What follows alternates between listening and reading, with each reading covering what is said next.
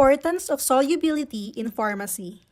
Oral intake of medicine is the most convenient and commonly employed route of drug delivery in our body. Now, have you ever wondered what magic medicine does to our body?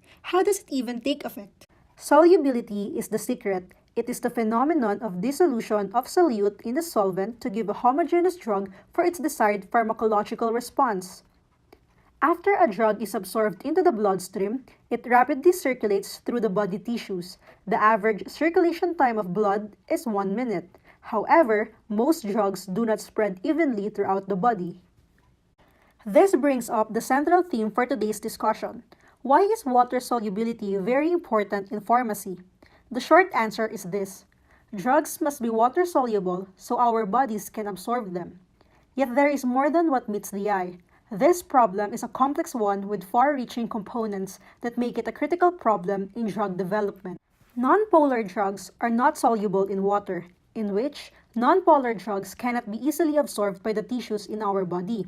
For example, when we take vitamins that are not soluble, even if we consume it in large quantities, it will not take any effect in our bodies and may cause negative effects.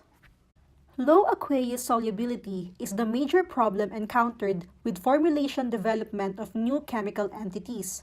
More than 40% of new chemical entities developed in the pharmaceutical industry are practically insoluble in water. Many chemicals used for drugs are nonpolar. For example, alkaloids are nonpolar and thus must be modified. Some plant extracts that are used due to their antioxidant properties are also nonpolar. Now, this is a problem that chemists must modify. In modifying solubility improvement techniques can be categorized into physical modification, chemical modification, and other techniques such as miscellaneous methods.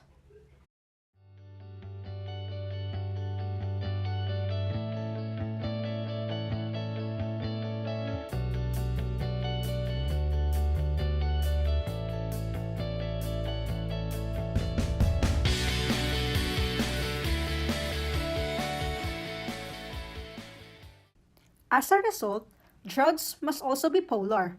They achieve this polar status through inherent statuses or through a special coating and techniques, just like what we stated. Given that the human body is made up of approximately 60% water, the brain is 75% water, and our blood is 83% water, water now acts as a delivery system, taking nutrients to cells and removing waste. Again, it is better for drugs to be soluble in water so our bodies can absorb them as they take effect right after.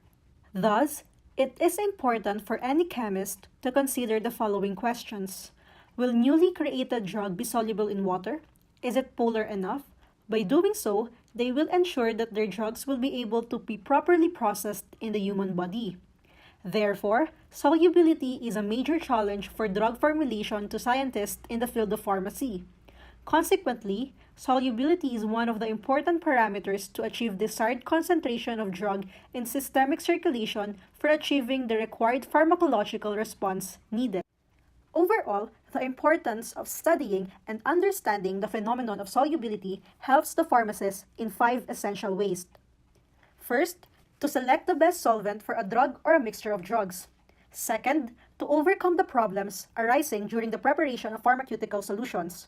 Third, to have enough information about the structure and intermolecular forces of the drug. Fourth, to address drugs that are formulated as solutions or added as powder or solution forms to liquids.